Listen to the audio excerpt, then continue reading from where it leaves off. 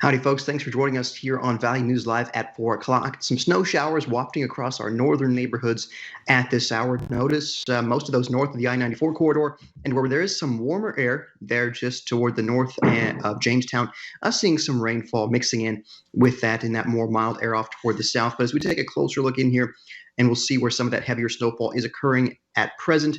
And notice this is just down Highway 2 from Grand Forks near the Fertile area, seeing that darker blue, which does indicate perhaps some more organized snowfall at this hour. And then moving over to the left, we'll see near Michigan and near Annetta, also seeing some of that more heavy or more organized snowfall at this time. Of course, looping this, and we'll see this is all moving from west to east, and the snowfall looks to have ended in Devil's Lake. So I do expect this to hang out for the next couple of hours before it does wind down as we, of course, continue into our post-sunset hours on our Wednesday. But look at this, these temperatures, a wide spread in temperatures as we see the warmest air you can see near Jamestown, where we did have some rain mixing in there in the mid-30s at this hour.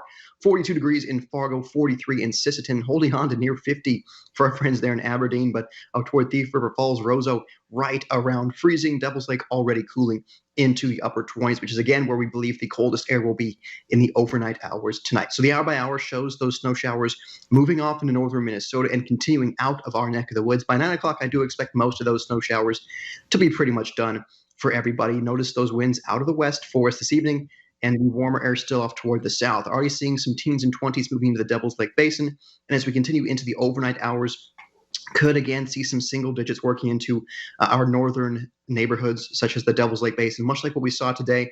Going to watch carefully to see if these clouds hang on. If those clouds do hang on, won't be as cold as it was last night, but if we see some clearing of those skies by the time we hit 7:30 a.m. tomorrow, could very well see more single digits in the Devil's Lake Basin. But most of us waking up in the teens and 20s, perhaps a few lingering flurries in a few spots to get you going for Thursday, but no impacts expected for your Thursday morning commute. For lunchtime on Thursday, have a bit of a northwesterly breeze. Lunchtime still holding on to those teens and 20s up toward the north, and 20s for the Southern Valley as well. So going to be a bit cooler tomorrow than it was today, thanks to those northerly winds, or northwesterly winds, I should say. And then by dinner time on our Thursday, back in the teens, the low teens even in the Rolla area.